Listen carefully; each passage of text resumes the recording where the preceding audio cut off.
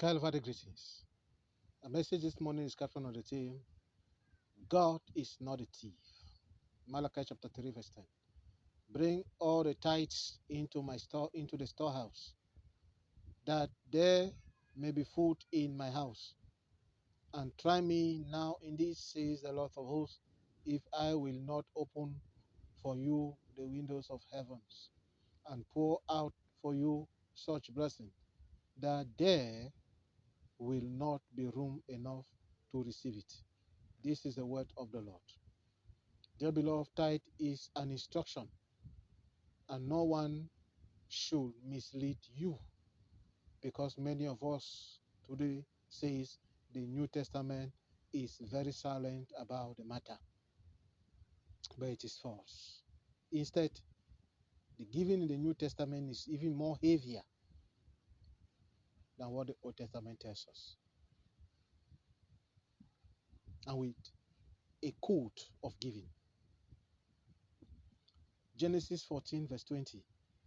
And praise be to God Most High, who delivered you your enemies into your hand.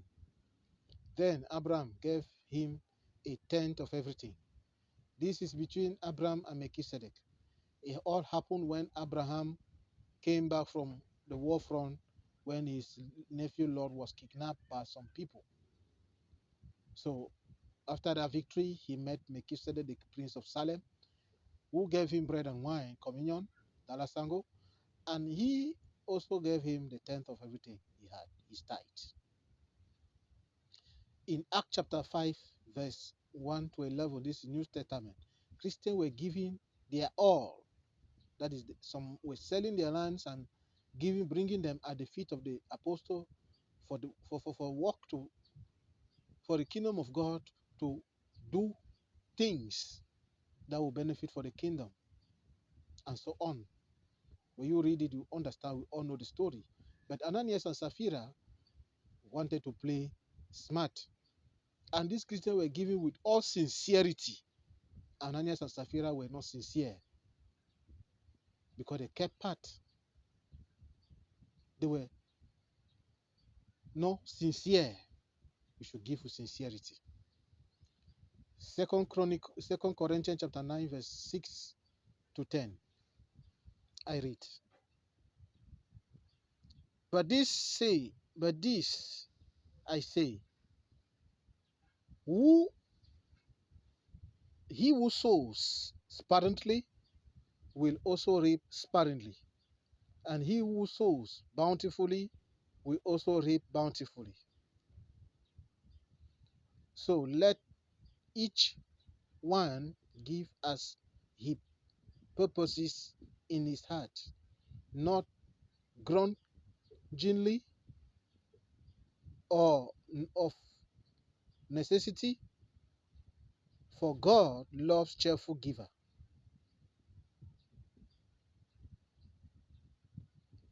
For God loves cheerful givers. As it is written, he has dispersed abroad. He has given to the poor. His righteousness endures forever. Now may he who supplies seed to the sower and bread for food supply and multiply the seed you have sown, and increase the fruit of your righteousness. This is the word of the Lord, and this is 2 Chronicles chapter 9, verse 6 to 10. Dear friends, the question we may ask, or we should ask ourselves, is that, was God poor? The answer is no. God was not poor, for gold and silver belong to him. Haggai chapter 2 and verse 8. Were the disciple poor? The answer is no. The disciples were not poor, because Joseph of Arimathea, one of the disciples, was the one who took charge of Jesus' burial after his crucifixion. You and I know that if you are not a wealthy man today, you cannot organize funerals. For people who come and not be satisfied and will go back to their homes and say that die not be fine. As if there is a funeral that should be fine when you have lost a loved one. Peter, also known as Simon, was a fisherman. And in their period, as a fisherman, you should have a boat. So Peter was a fisherman and owner of a boat. I was privileged to follow up a documentary on a religious channel, and the journalists were on the footage of Jesus Christ and the disciple, and some vestige was found, and a piece of the boat. After analysis, it was seen that the boat belonged to Peter, and the journalist said, with this kind of material, it shows that the person who owned this boat was a rich man. Peter was a rich man. He was a disciple. Jesus himself started his public ministry at the age of 30. Before 30 years, where was Jesus Christ? Jesus Christ, we know, had an earthly father by name Joseph, who was a carpenter. Obviously, he was at the carpentry workshop with the father, doing something. But today, many of us servants of God don't work. We are even the cause why many Christians don't pay their tithe. They don't obey to God's instruction, because we are behind them, like the devil is behind the blood to suck or people to eat in witchcraft. We should teach what the Bible has asked us to teach and allow the Holy Spirit to touch them. As a servant of God, you should teach religious studies. If you are bilingual, like Emmanuel Smolo, you can teach French to the Anglophones. You can teach Anglais to the Francophones. Pastors should not be beggars. One of my uncle always say, a pastor is not supposed to be poor. Yes, it's true. Pastor is not supposed to be poor. Jesus was not poor. The disciples were not poor. Why are you poor? Because your mentality is that Christians should always bring. You should start by doing something by yourself, and God will bless the work of your hands. And God will touch the heart of the Christians to be obedient to what He has said in the Bible. Some people will even call, you do not give your tithe. Why? No. Instead, pray for the person, that God should bless the person, bless the work of his hand, bless the work of her hand, and so on and so forth. And we should also have the spirit of giving. Some servants of God don't have the spirit of giving, but they have the spirit of receiving. Remember, to whom much is given, much is required. And he that gives, receive. You should also attract blessing by giving. Surprise, Christian. Dear friends, this morning, God wants to change our mentality. For you who is a tither, God bless you because you're obedient. For you whose mind has been polluted, may the Holy Spirit help you and bring you back in the mighty name of Jesus Christ. God bless you. Dieu n'est pas un voleur. Malachie chapitre 3, verset 10, je lis. Apportez à la maison du trésor toutes les dîmes, afin qu'il y ait de la nourriture dans ma maison. Mettez-moi de la sorte à l'épreuve, dit l'Éternel des armées, et vous verrez si je n'ouvre pas pour vous les écluses des cieux, si je ne repends pas sur vous la bénédiction en abondance. Parole de l'Éternel. Bien-aimé, la dîme est une instruction et nul ne devrait se dévier de cette instruction ou vous induire à l'erreur. Parce que beaucoup de nous aujourd'hui disent que le Nouveau Testament est silencieux sur la foi. C'est faux. Au contraire, dans le Nouveau Testament, il y a des dons et c'est avec beaucoup de sincérité. Genèse chapitre 14, verset 20 nous dit, « Béni soit le Dieu très haut qui a livré tes ennemis entre tes mains. » Et Abraham lui donna la dîme de tout. Ancien Testament. Ceci s'est réalisé lorsque Abraham est rentré du combat après avoir délivré son neveu Lot qui avait été kidnappé avec tout son bétail et tous ses serviteurs. Il se rencontrait avec Melchisedec, le prince de Salem, qui lui donna du pain et du vin, la communion dans la sango, et celui-ci lui donna la dîme, c'est-à-dire le 10e de tout ce qu'il avait, librement. Actes chapitre 5, verset 1 à 11, Nouveau Testament. L'histoire de Ananias et de Saphira. Ici, les chrétiens donnaient tout ce qu'ils avaient, avec sincérité, au pied des disciples, au pied des apôtres. Mais Ananias et Saphira, son épouse, ont voulu jouer au sale jeu. Et nous savons ce qui leur est arrivé à cause de leur mensonge, de leur hypocrisie. 2 Corinthiens chapitre 9, verset 6 à 10. Je lis très rapidement. 2 Corinthiens chapitre 9, verset 6 à 10.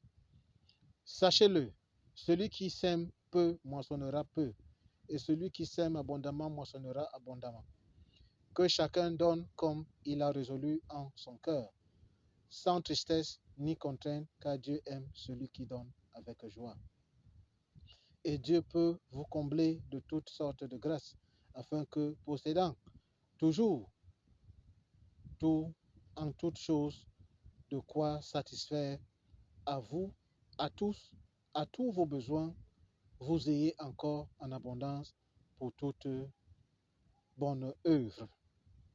Selon qu'il est écrit, il a fait des largesses, il a donné aux indigents, sa justice subsiste à jamais. Celui qui fournit de la semence au semeur et du pain pour sa nourriture vous fournira et vous multipliera la semence, et il augmentera les fruits de votre justice. Parole de l'Éternel. Mais la question que nous devons nous poser ce matin, c'est: mais est-ce que Dieu est pauvre? La réponse est non. Dieu n'est pas pauvre, parce que l'argent et l'or lui appartiennent. Agée chapitre 2, verset 8. Les disciples de Jésus étaient-ils pauvres? La réponse est non. Car Joseph d'Arimathée, l'un des disciples, fut riche, et fut le riche disciple qui s'est chargé des funérailles, des obsèques de Jésus-Christ après sa crucifixion. Toi et moi, nous savons aujourd'hui, si tu n'es pas aisé, tu ne peux pas organiser des obsèques dans cette société que nous habitons. Car les gens vont venir, ils vont rentrer chez eux en disant le deuil là n'était pas bien. Comme s'il existait un deuil qui devrait être bien. Oui, Simon, encore appelé Pierre, était un pêcheur. Et à leur époque, les pêcheurs devaient avoir des bateaux. Par la grâce, j'ai suivi un documentaire à la télévision qui était sur le footage, sur la queue de Jésus-Christ et de ses disciples. Et des vestiges ont été retrouvés. Et parmi ces vestiges, une partie du bateau. Et après enquête, on a vu que ce bateau appartenait à Pierre. Et le journaliste a confirmé que le matériel était efficace et que seul un riche pouvait s'en procurer.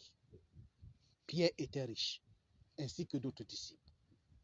Jésus, même avant l'âge de 30 ans, où il a commencé son ministère pastoral, où était-il? Toi et moi, nous savons que Jésus avait un père terrestre du nom de Joseph qui était charpentier ou menuisier. Donc, ce qui revient à dire que Jésus était dans l'atelier de son papa avant l'âge mature de 30 ans pour commencer le ministère pastoral. Mais de nos jours, beaucoup de nous ne travaillons pas ou ne voulons pas travailler. Et à cause de cela, nous sommes devenus dépendants des chrétiens. Nous attendons tout des chrétiens. Nous sommes même la raison, la cause pour laquelle beaucoup ne payent pas leurs dîmes. Beaucoup ne font pas des dons. Parce qu'ils se disent, sans eux, nous ne pouvons pas vivre. D'autres appellent même pour dire, tu n'as pas payé ta dîme ce dimanche. Pourquoi? Tu ne fais pas appeler. La dîme doit être un réflexe. Le don doit être un réflexe. Comme un chauffeur au volant. Un réflexe. Un devoir qui doit être accompli. Avec sincérité. Sans contrainte.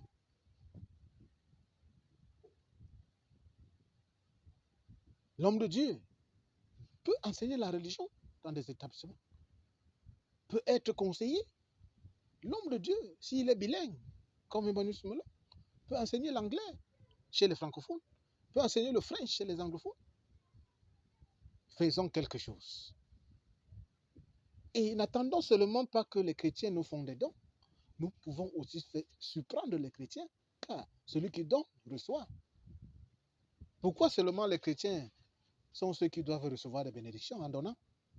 Nous pouvons aussi faire des surprises. Bien-aimés, ce matin, l'Éternel, Dieu des armées, veut que nous changeons nos mentalités et que nous faisons sa volonté. Toi qui donnes ta dîme, qui est obéissant, que Dieu te bénisse et qui te protège tes sorties et entrées, et que l'ennemi n'ait point d'accès sur ce que Dieu t'a donné au nom puissant de Jésus-Christ. Toi, où la mentalité avait déjà été polluée, que l'Éternel t'aide, que l'Esprit Saint de Dieu vivant touche et circoncis ton cœur en ce matin, en ce moment précis où nous prions au nom du Père, du Fils et du Saint-Esprit. Amen.